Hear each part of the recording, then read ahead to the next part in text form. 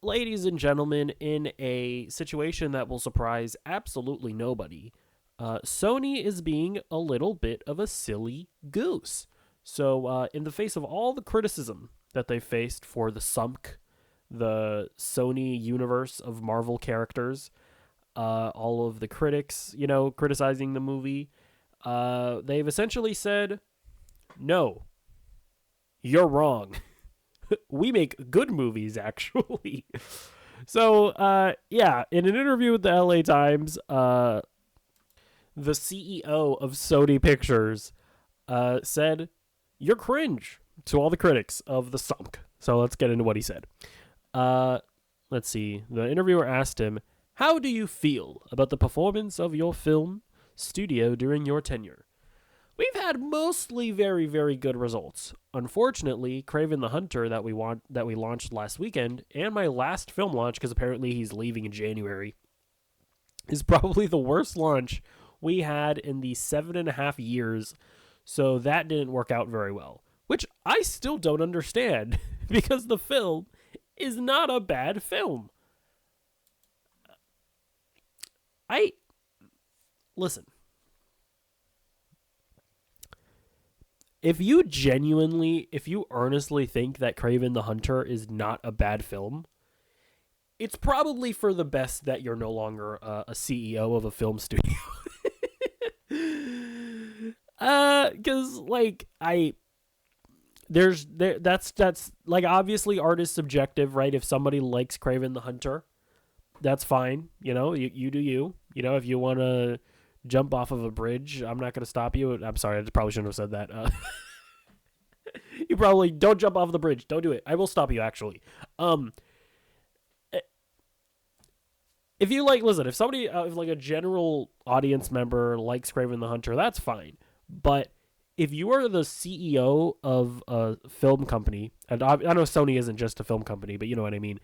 If you're the CEO of that company and you are so out of touch with your market, with your audience, the people that you're selling these movies to, unironically, that makes you unqualified to be a CEO. Now maybe he's just saying that because he's like trying to convince people to watch the movie. That's possible. Hopefully that's the case. Let's see, what else did he have to say? But we've been very successful. We've beat our budgets every year I've been here, even through strikes and COVID and max bonuses, several of the years for all the employees.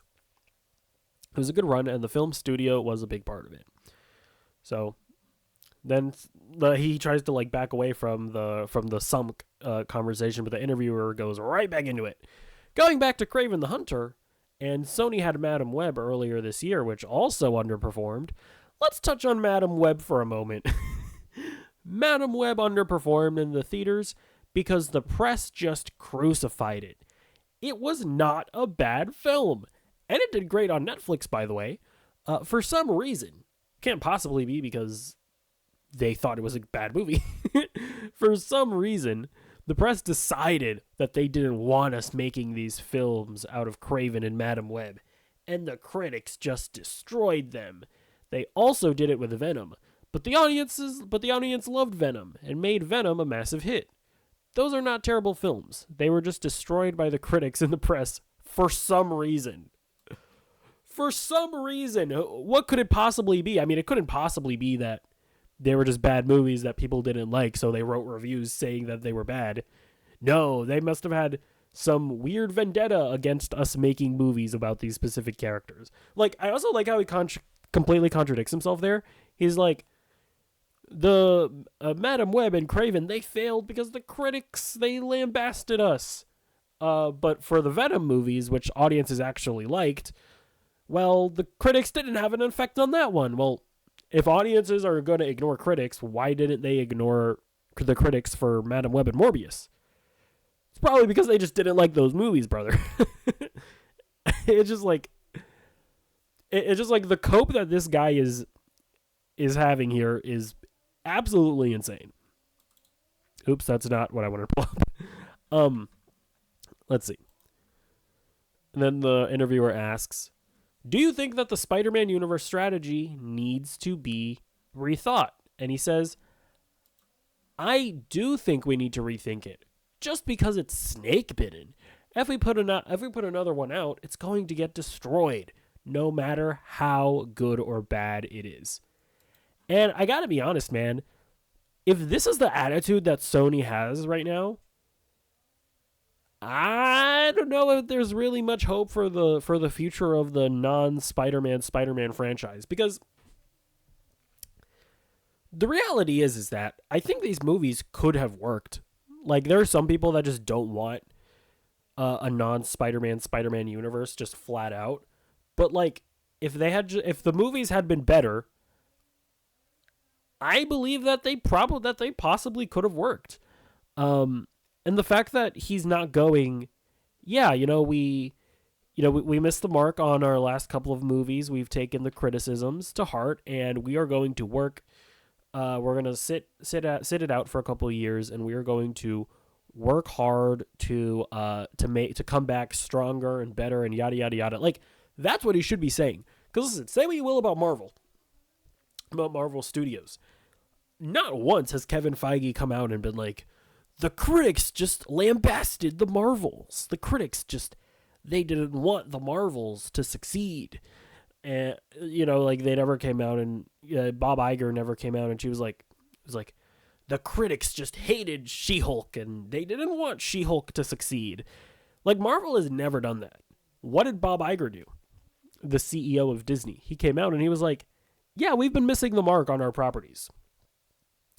We haven't had we've had like a quantity over quality mindset. We are going to take a step back. We are going to reassess everything, and we are going to ensure quality moving forward.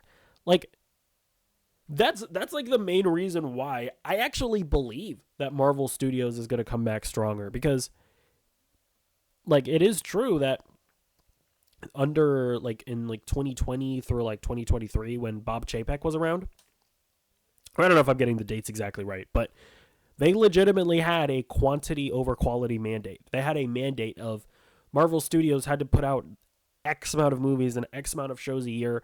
Doesn't matter if they're rushed. Doesn't matter if the CGI looks terrible. You have to get this amount of movies out. And so I believe that that's the main reason why the MCU has had its dip in quality. But yeah, I don't know. Like, when it comes to the Sony thing, the most baffling thing for me was when we found out that Sony could have been using a Spider-Man in their universe this entire time. Like, I at least I've been under the assumption that, well, if they're not using Spider-Man, it must be because they have like a contract with Marvel where Marvel has agreed to produce the Tom Holland Spider-Man movies, and Sony is then not allowed to use Spider-Man in their own universe of films. Like, we've always assumed that was the case, but there was an article that came out a couple weeks ago that was like, no, they could have used Spider-Man in their movies this entire time. Like, they could have made, Andrew Garfield the Spider-Man of the Venomverse. And at the same time, though, like, it does come around to the quality of it all, because, like, let's say that Andrew Garfield was Spider-Man in this universe. Let's say they were making Andrew Garfield Spider-Man movies. If the movies were bad, it wouldn't have necessarily made the situation any better. Like, just to be clear on that. But it still would have made more sense than whatever the fuck they're doing here.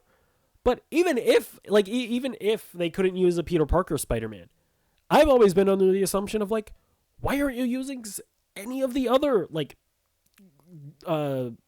Spider-Man of the multiverse? Like, I remember they were making a Silk Amazon show. It's like, why aren't you making a Silk movie?